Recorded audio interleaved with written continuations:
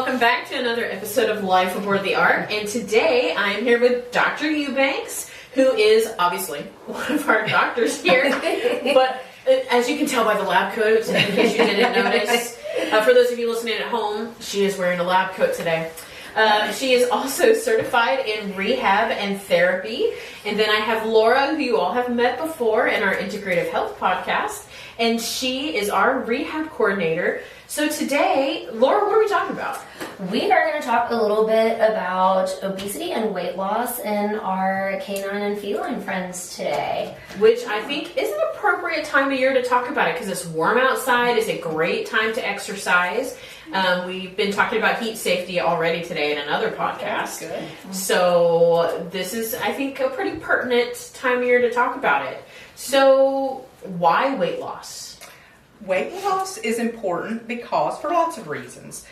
Obesity, especially clinical obesity. In clinical obesity, the definition is obesity that's causing health problems. Whether it's arthritis, obesity can contribute to things like heart disease, kidney disease, pancreatitis. In cats, diabetes. It's a risk factor for diabetes.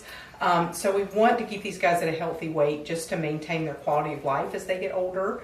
It helps to manage chronic pain from things like osteoarthritis and can help to minimize the risk of things like heart disease and kidney disease. Mm-hmm.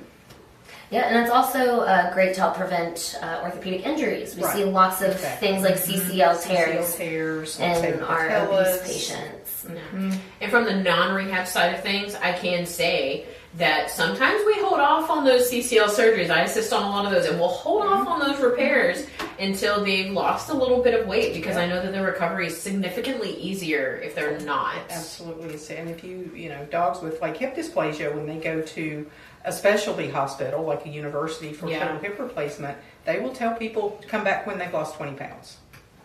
Because they won't even touch them until their weight is at least optimized as much as possible. Weight optimization from a chronic pain standpoint is one of the most important things to help manage chronic pain, more important than any medication, fatty acid supplements, glucosamines, any of that. Weight optimization is one of the most important things for those dogs. Yeah. And cats. Mm-hmm. We don't forget about our cats. Cats are important too.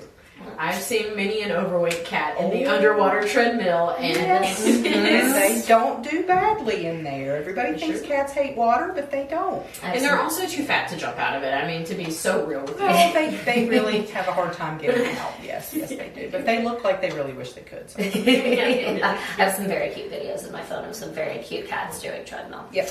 Keep an eye on our socials for those videos because we will share them with you. Maybe a little compilation of some fun overweight cats exercising. Yeah. So what are, from both of you, what are the basic mechanics of weight loss that we're going to do for primarily our dogs and cats? So basically, weight loss, it sounds easy when you say you have to burn more calories than you can consume. Yes. If that were easy, everybody would do it. So it's a little bit more challenging than that because you have to take things like metabolic rate, your basal metabolic rate, into consideration. But the basics include things like safe activity and exercise, cardiovascular fitness, burning calories, nutrition and diet. There's a little bit of a difference between nutrition and diet. A food can be nutritious but not necessarily low in calories and vice versa. But we have to maintain protein intake, especially because we want to maintain muscle mass in these dogs and cats. So we don't want to sacrifice muscle tissue for weight loss. And then, how many calories do they need? And we can calculate that. There's a couple of different formulas out there. We can calculate their basal metabolic rate, how many calories do they need based on their physical activity, their body condition. And so we can talk about how to reduce those calories safely. Right. And maintain muscle mass and how to exercise safely, because what we don't want is them to go out and go, hey, we're going to go on a 10-mile hike today, and then you have a torn CCL. And then you get a torn CCL or you get some other injury because you kind of go out and go hard on the weekends and then you get injured. So we want to do this in a safe, measured, graduated program so that we can do it all safely and maintain muscle mass, calorie intake, protein intake. And we can do it with their own pet food, but then we also have absolutely, but there are special prescription diets. foods that are made specifically for weight loss that are designed for that purpose to decrease calories, decrease fat intake, maybe increase a little fiber intake so the satiety is there so they feel kind of full, and maintain that protein intake. Because if you just cut the portion of regular food, sometimes you cut it to a point that you're cutting nutrients as well, especially protein. Because they can be malnourished and overweight at the same time. Absolutely. Those are In not fact, mutually exclusive. obesity things. is a form of malnutrition. Yeah.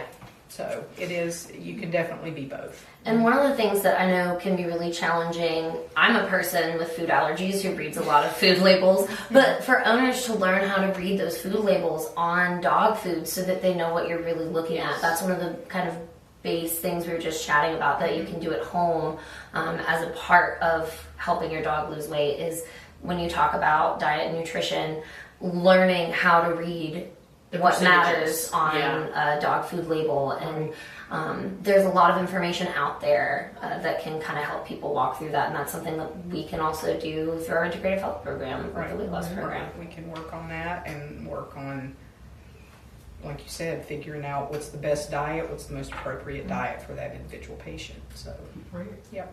There's not one solid answer. It's a lot of things.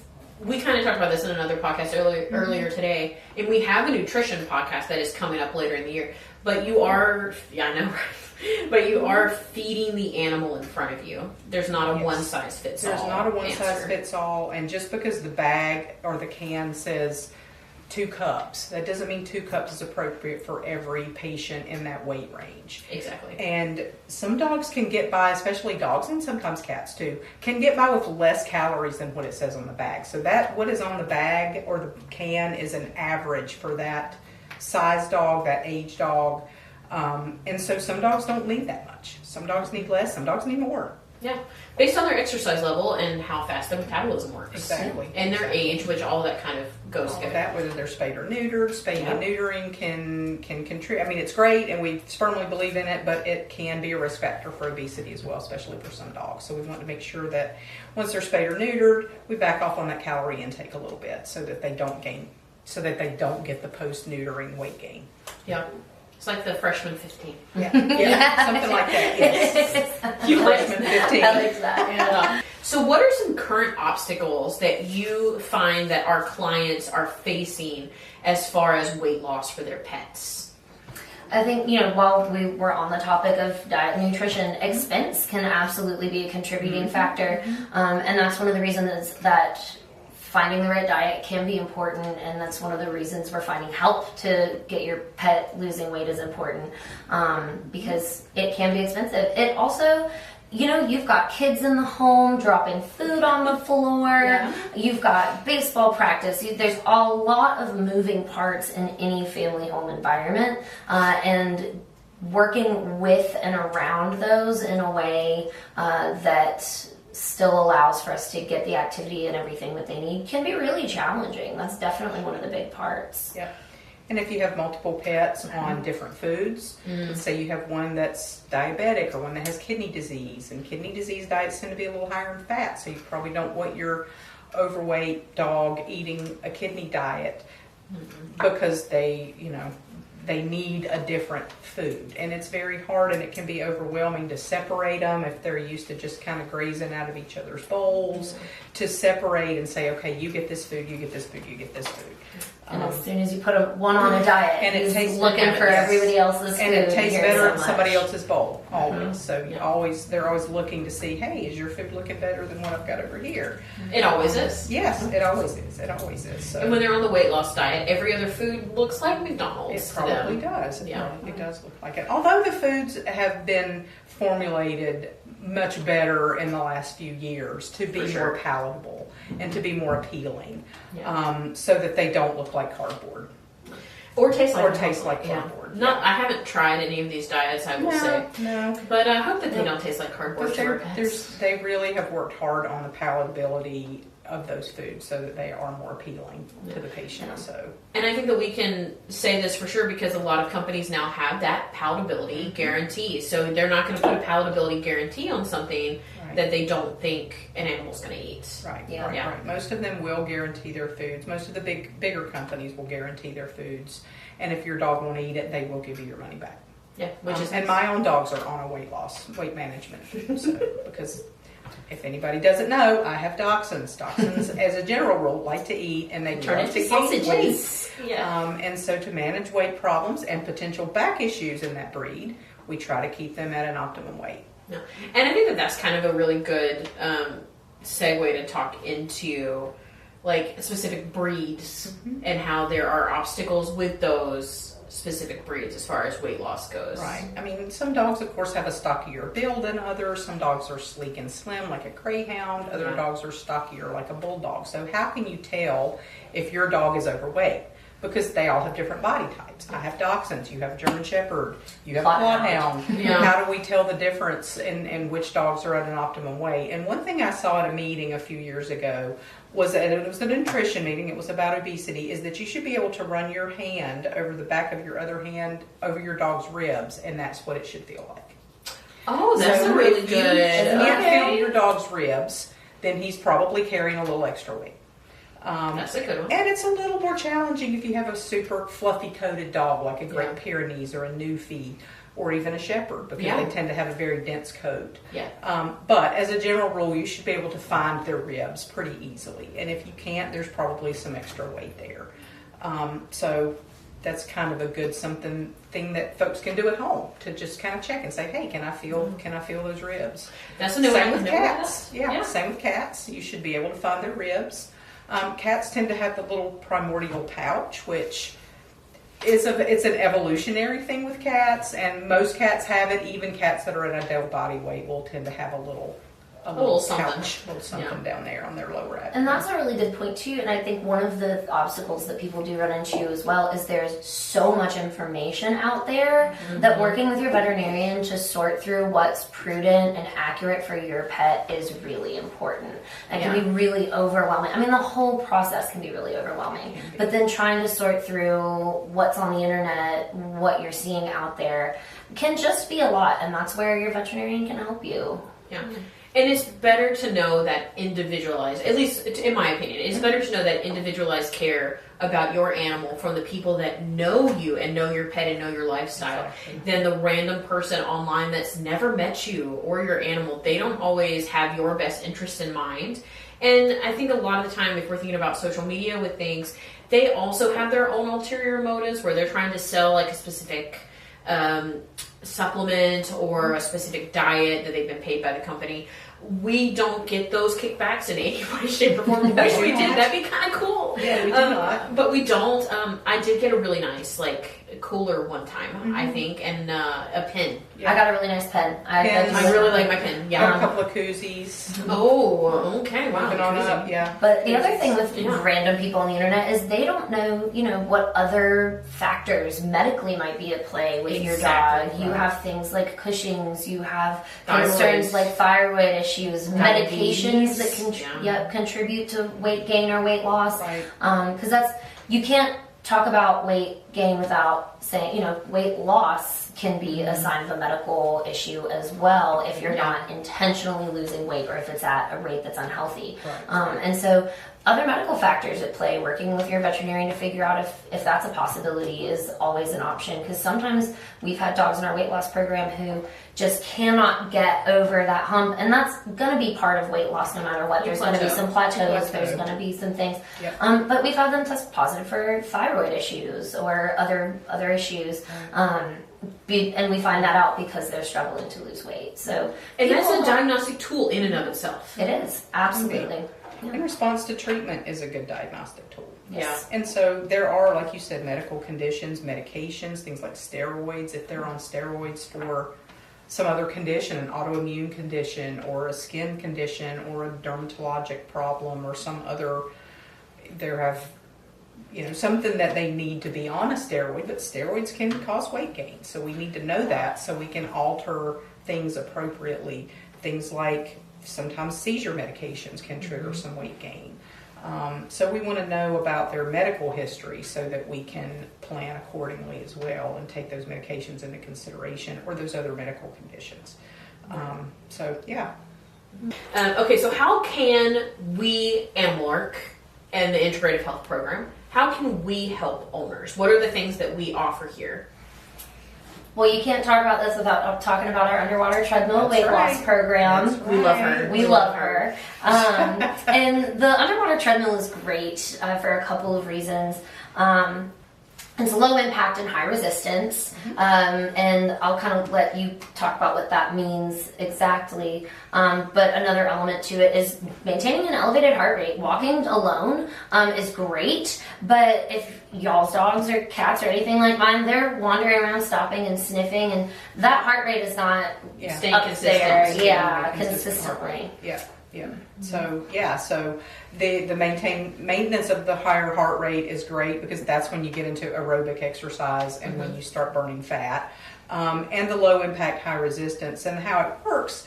The water is buoyant, so it provides buoyancy. And so when you fill the treadmill, and usually when we're starting off with these patients, no matter what we're treating, we usually start the water level fairly high around the level of the shoulder or the hip.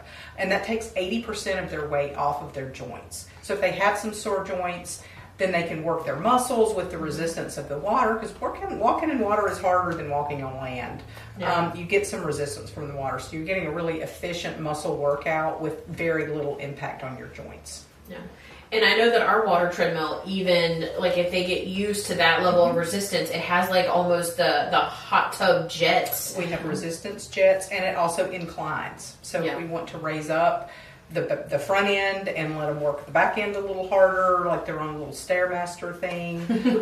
We can even reverse the tread. They can go the other way, and we can turn them around in the other direction and decline them so that they're more walking downhill, which is good for front leg strengthening. Inclining is good for back leg. It's also great for core strengthening and back strengthening, and we don't often think about dogs and cats needing core strength, but they really do need core strength. So it really is a great, efficient form of exercise for that reason. And one of the reasons it works so well is it is so versatile. So if folks at home are interested in coming in and giving the weight loss program a little bit of a shout out. Yeah. People are they're trying to come in and take a look at the weight loss program. We really just have to kind of do that introductory exam to make sure that we don't have any other respiratory, cardiac or orthopedic issues. That doesn't mean we can't still use the weight loss program for these patients. Just things that we need to be aware of so that we can take special care. Health. Yep, exactly. Every patient is different. That's what we always say. And come up with a plan specifically for that pet, not just for the treadmill, but also at home. The weight loss program, technically the one package is 8 visits of treadmill, but it also comes along with working with our veterinarians to find the best things that you can do at home and the best program for you, diet, nutrition. Everything that we've talked about is really encompassed in that program, which is important for the whole pet health and to have the best outcomes. It's not just the water treadmill, but everything else that comes with it as well. Yeah. Exactly. Okay, so what are some, we'll just do like a couple quick little tips and tricks for weight loss at home. I know one of them because I do this with my own pets, so they're not overweight, but I don't want them to gain additional weight because a lot of weight is bad on their joints. But I use their dog food as their treats. And I know that that's something I think that you do as well, where I will pre-bag it. Sometimes, like on a day that we're doing a lot of training, I'll pre-bag it in the morning. I might give them like half of their meal to take the edge off. And then throughout the morning, I'm using the rest of that meal as their treat for training. And that's good for weight loss purposes, obviously. But then it's also good for training your dog. Like keeping them busy and enriching them.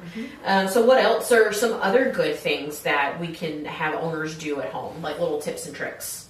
So you can actually take, kind of like what you said, you can hide some of those treats around the house, some of that kibble around the house. Let them go on a little treasure hunt, scavenger hunt for it, and let them look for it. And then they have to get up and move, and they have to find it, which is great because it also engages their logic, their reasoning, their ability to find things. Dogs love to find things and Yeah. to eat.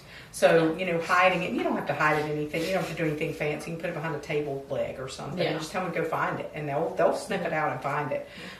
Make a training walking routine that works for the individual patient and the family. I mean, take a family walk together, or instead of going for a 2-hour walk, go for 2 or 3 20-minute walks. Yeah. So that you still are getting some cardiovascular benefits from that, especially if the dog is not particularly in shape. If you haven't done any physical activity over the winter or whatever, you want to start slow so that we make sure that it's done safely and we can avoid injuries. And then talk about a feeding schedule, because sometimes, we don't want to just cut their calorie intake in half, because they're going to think they're starving to death. And they're going to be staring at you and whining at you and following you around, going, hey, where's the rest of my food? And then you're going to give them your food. Right. And then sometimes they stare at us like, I've never had a meal before. Why are you doing this to me? And of course, we, being sympathetic and compassionate people that we are, we cave and we give them what they want. So we want to, sometimes we have to live a little tough love, but we have to have some strategies in place to deal with that.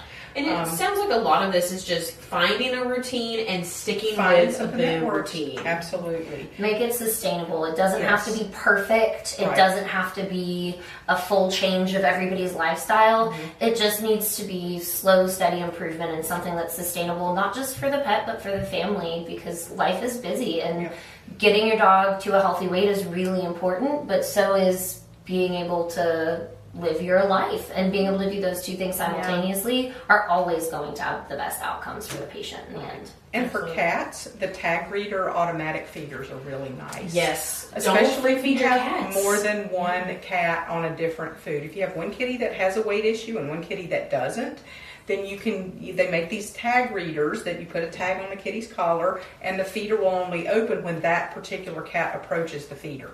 So, if you've got your calorie reduced food over here and you've got your regular cat food over here, this kitty can't go over here and eat this food.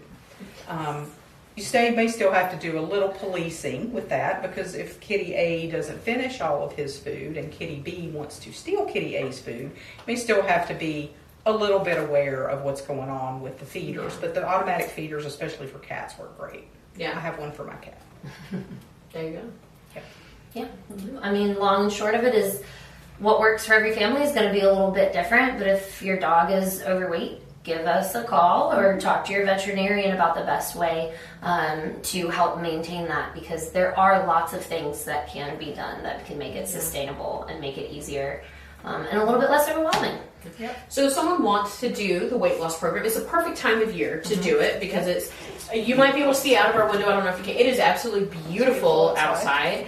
So it is the perfect time of year to get your pet on that weight loss program. How are our clients going to get in touch with you to do these things? There's a couple of different ways. You can always give us a call. We also have a new client inquiry form on our fabulous website for our Integrative Health program. Launched earlier this year.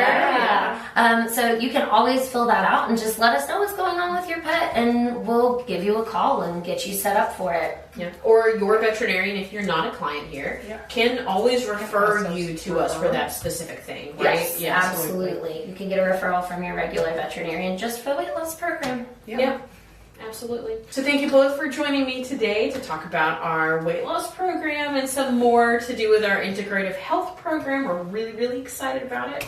And to all of the listeners, we'll see you next time.